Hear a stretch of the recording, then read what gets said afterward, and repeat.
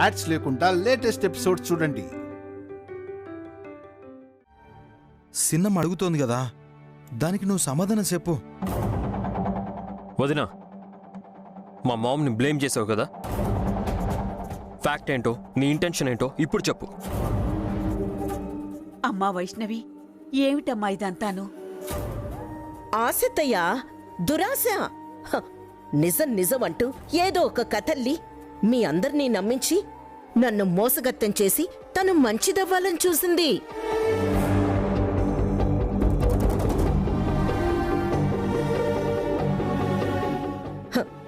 అంచనాలు తారుమారయ్యాయి కదా, నైజం తెలిసిపోయింది కదా, ఇంకా నోరెలా మెదులుతుంది? ఎందుకు వైషు ఇలా చేశావు? అయ్యో, నువ్వు గొప్పింటి కోడలు అయిపోతున్నా అక్కస్ తల్లి. నీలాగే తను ఆస్తిపర్రాలవ్వాలని.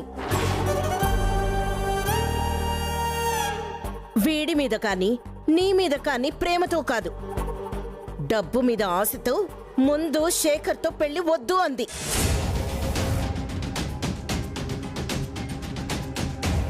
తర్వాత సరే అంది.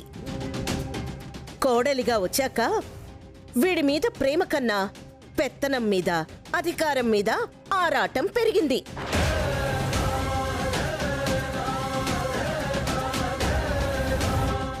నన్నట్టు తొలగిస్తే రాజ్యమేలచ్చు, మహారాణిలా చలామణి అయిపోవచ్చని భారీగా ప్లాన్ వేసి పాపం భంగపడింది.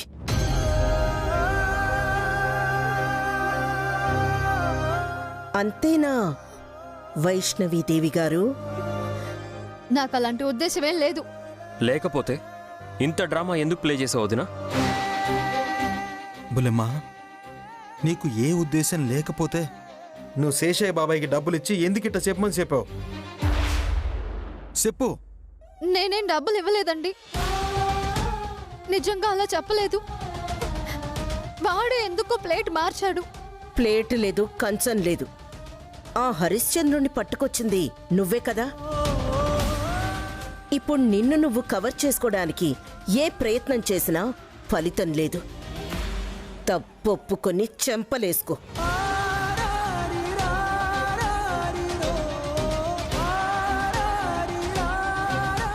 బుల్లెమ్మా, పిన్ని కాళ్ళు పట్టుకుని క్షమాపణ చెప్పు.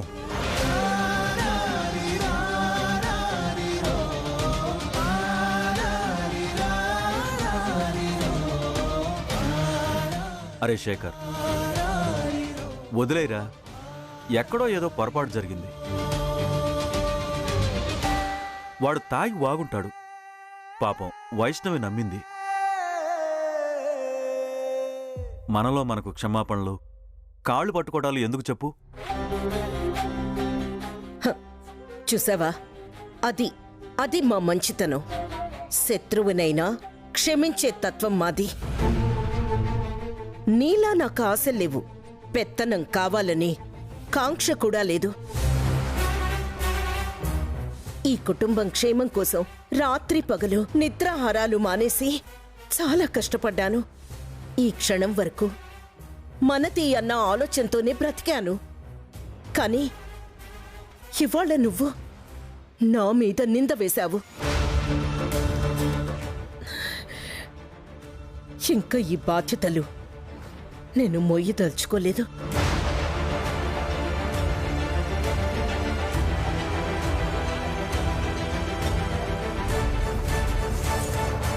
నీ ఆశ నెరవేర్చుకో.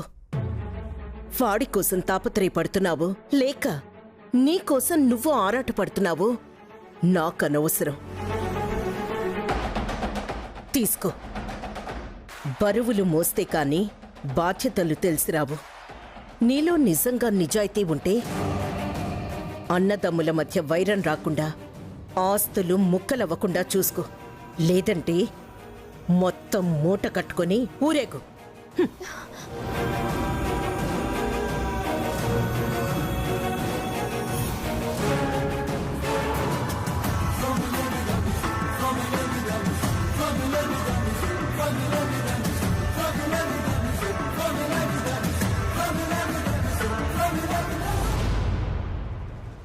ఎందుకు బుల్లెమ్మ ఇట్టాసేసావు?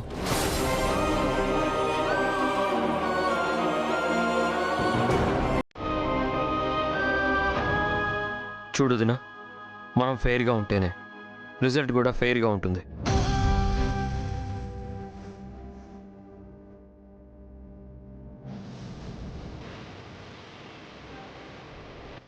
చాలా బాధగా ఉంది వైషు.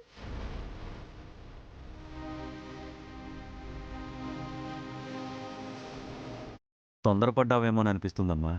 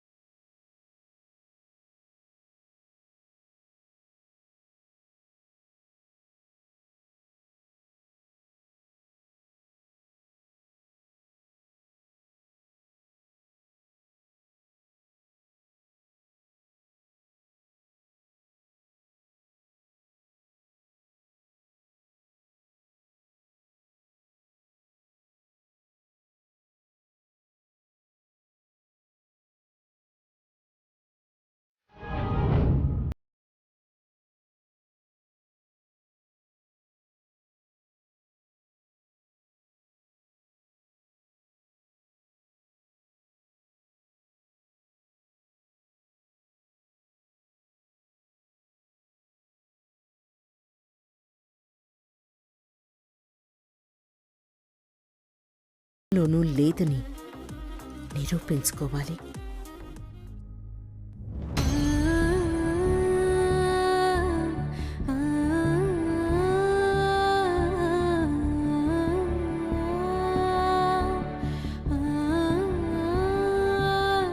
నిన్న ఊరొచ్చినప్పుడు ఈ అమ్మగారు ఇలా చెప్పమని నాకు డబ్బులు ఇచ్చారమ్మా. నేను వాడి ప్రాణాలు కాపాడి బ్రతకనిస్తే వాడు నా బ్రతుకు మీదే బండ వేశాడు. అప్పుడు అంతలా నాకు మాట ఇచ్చి ఇప్పుడు ఎందుకు ఇలా మాట మార్చాడు? నన్నెందుకు తలదించుకు నిలబడేలా చేశాడు?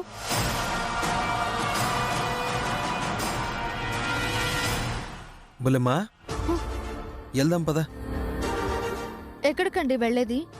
ఇందాకే చెప్పాను కదా, తప్పైందని మా చిన్నమ్మ కాళ్ళ మీద పడి క్షమాపణ చెప్పి ఈ తాళాలు అప్పచెప్దు గాని పదా. నేనే తప్పు చేయలేదు, సారీ చెప్పాల్సిన అవసరమూ లేదు. నువ్వేం తప్పు చేసావో చేసే బాబాయ్ అందరి ముందు చెప్పాడు కదా. నేను ఆయన మాటలు నమ్మను. మేమంతా నమ్మాలనే కదా నువ్వు ఆయన్ని తీసుకొచ్చింది. ఇప్పుడు నువ్వే నమ్మను క్షమాపణ చెప్పను అంటే ఎట్టా బుల్లెమ్మా? అతను మాట మార్చాడు. మాట మార్చాడు, మనసు మార్చుకున్నాడు. ఏ మార్చాడు? ఇవన్నీ అనవసరం బుల్లెమ్మా. చిన్నమ్మది తప్పన్నావు, అది అబద్ధమైనప్పుడు నువ్వు తప్పన్నట్టే కదా. వాడి తప్పు నా తప్పు ఎలా అవుతుంది శేఖర్ గారు? బుల్లెమ్మా, ఇంకా పెంచుకో. సందడిగా ఉండే ఈ ఇల్లు నిన్నటి నుండి సడీ సప్పుడు లేకుండా ఎవరి దారిన వాళ్ళు ఎవరికి ఏమీ కానట్టు ఉంటున్నారు. సర్దుకోకపోతే ఈ ఇల్లు చక్కపడదు. ఇలా అంతా ఎడమొహం పెడమొహంగా ఉండడం బుల్లెమ్మా నాకైతే అస్సలు నచ్చట్లేదు. పైగా ఈ గొడవలన్నీ నా భార్య వల్లే అనే మాట రావడం నాకిష్టం లేదు. అసలు నేను భరించలేను.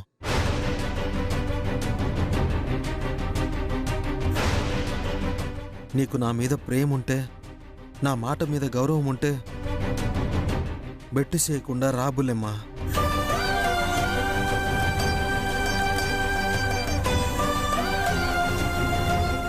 నువ్వొచ్చి మా చిన్నమ్మకి క్షమాపణ చెప్పు. కోపం ఇట్టే కరిగిపోతుంది.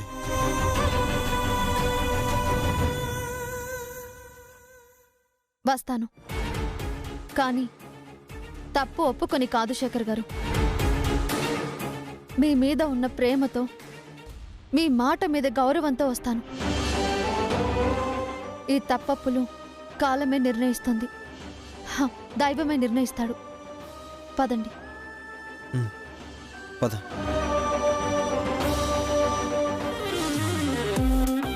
సినమ్మా.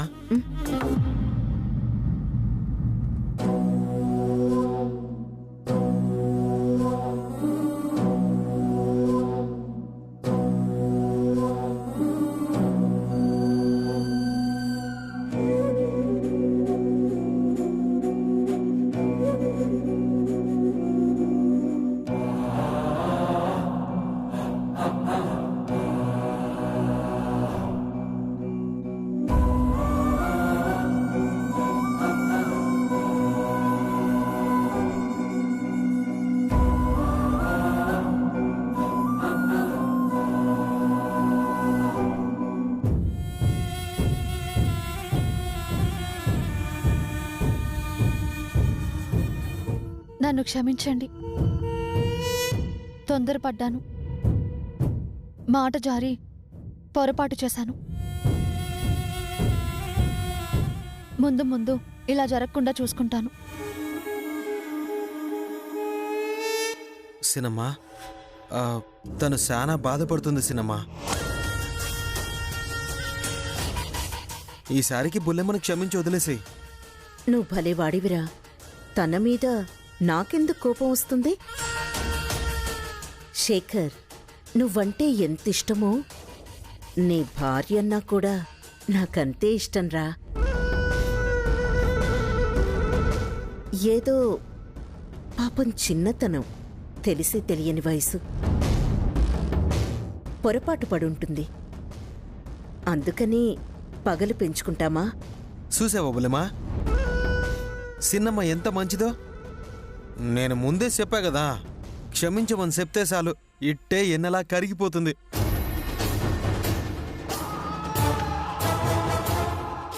శేఖర్, పాపం తనింకా ఆ విషయం గురించి బాధపడుతున్నట్టుందిరా. నేను మాట్లాడి తన మనస్సు కుదుట పడేలా చేస్తాను. నువ్వెళ్ళు. అర్థమైంది కదా, మా సిన్నమ్మ దేవత. ఇట్ట ఎవరు బాధపడుతున్నా అసలు చూడలేదు. సినమ్మా, నువ్వే కాస్త బుల్లెమ్మకు అర్థమయ్యేలా నచ్చజెప్పు. నేను చూసుకుంటాను, నువ్వెళ్ళు.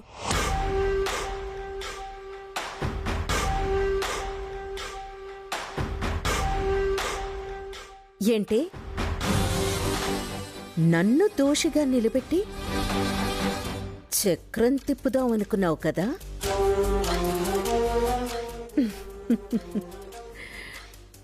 సీన్ రివర్స్ అయింది.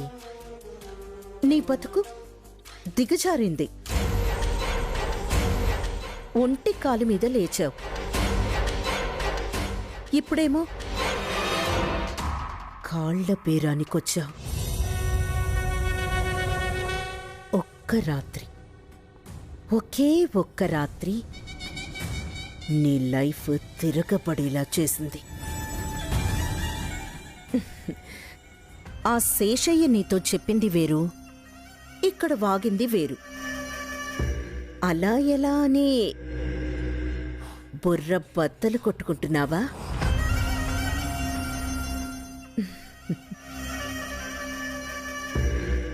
అంతా ఈ రేఖాదేవి మహత్యం.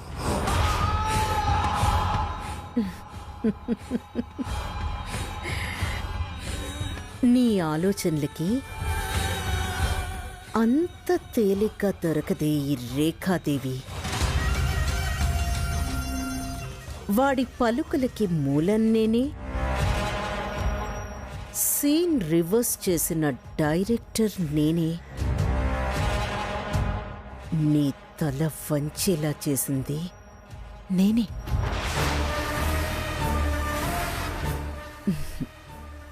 ఎలాగో తెలుసా?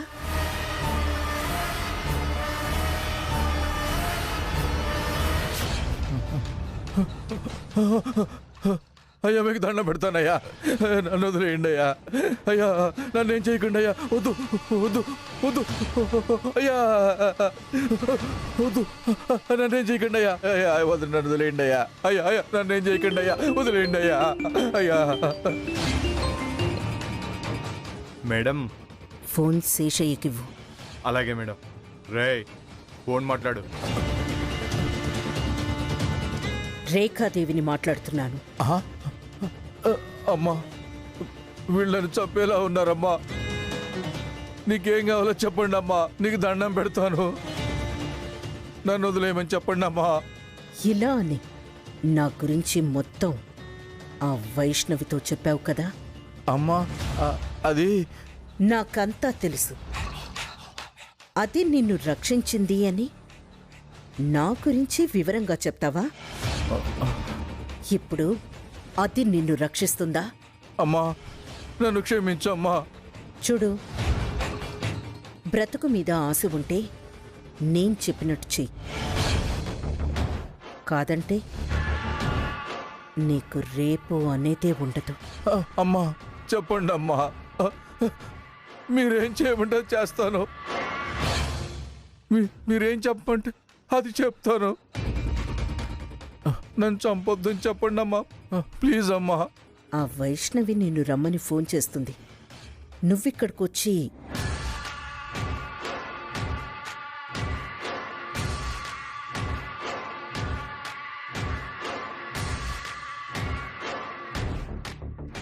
అర్థమైందిగా?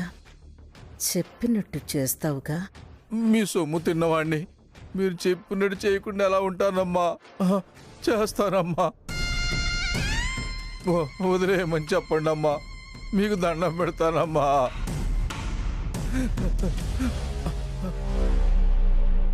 మేడం, రే, వాణ్ణి వదిలేయండి. ఎవరికంట పడకుండా వచ్చేయండి. అలాగే మేడం.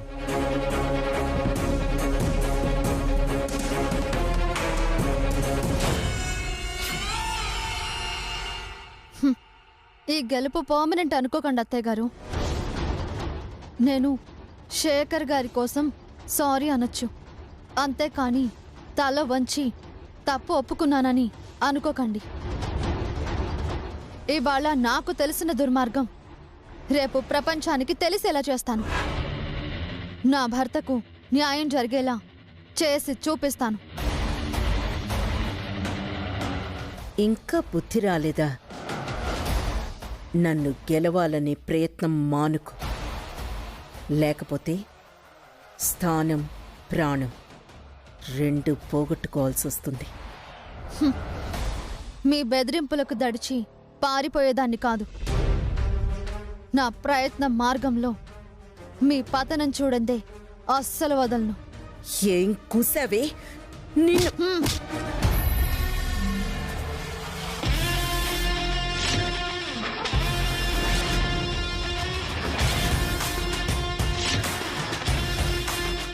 ఎత్తిన ఈ చేత్తోనే తప్పయింది వదిలేయని చెంపలు వేసుకుని నన్ను బతిమలాడేలా చేస్తాను.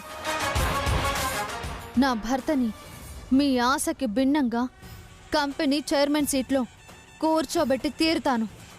కళ్ళలు కనుక సింహాసనం మీద కూర్చోడానికి అర్హత ఉండాలి. అది ఉండకూడదనే వాణ్ణి బండోడిలా పెంచింది. శిల్పిగా మారుతాను, వారిని శిల్పంగా మారుస్తాను. సింహాసనమే చిన్నబోయేంత అర్హత వారికి కల్పిస్తాను. మీరు జీవితాంతం కుళ్ళి కుళ్ళి ఏడ్చేలా చేస్తాను.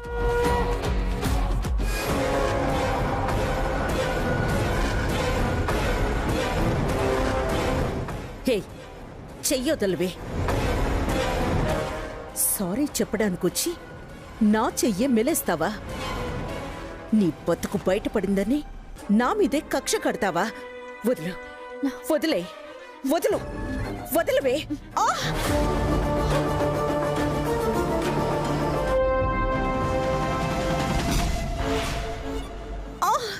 వదులు, వదులు వైష్ణవి, వదులు. వదులు. పెద్ద చిన్న తేడా లేదా? అత్తయ్య గారన్న గౌరవం లేదా? ఏంటి ఈ దుర్మార్గం?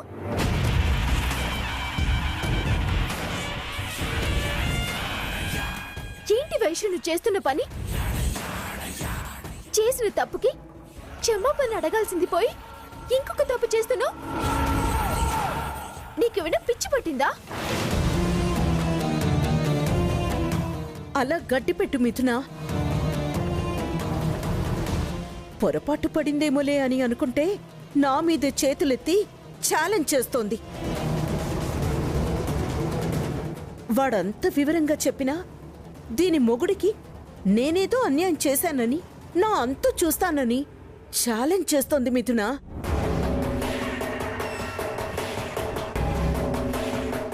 ఏంటి వైషు ఇది? తప్పు అని నాకు చెప్పేదానివి నువ్వే తప్పు చేస్తే ఎలా? దేవత లాంటి అత్తయ్య గారి మీద చేయెత్తడమేంటి? చేతనైతే మీ వారినే మార్చుకో. అంతకన్నా ముందు నువ్వు మారటం మంచిది. అంతేకాని లేనిపోని అపోహలతో లేనిపోని చిచ్చులు పెట్టకు. ఇంకొకసారి ఇలా చేస్తే అక్కవని కూడా చూడ్ను.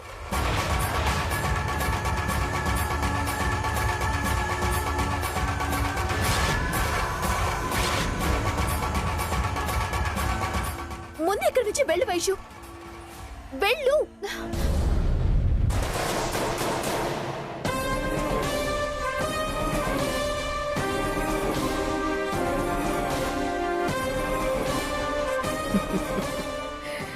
ఇప్పుడే ఆట మొదలైంది. నరకం ఎలా ఉంటుందో నీకు బతికుండగానే చూపిస్తాను.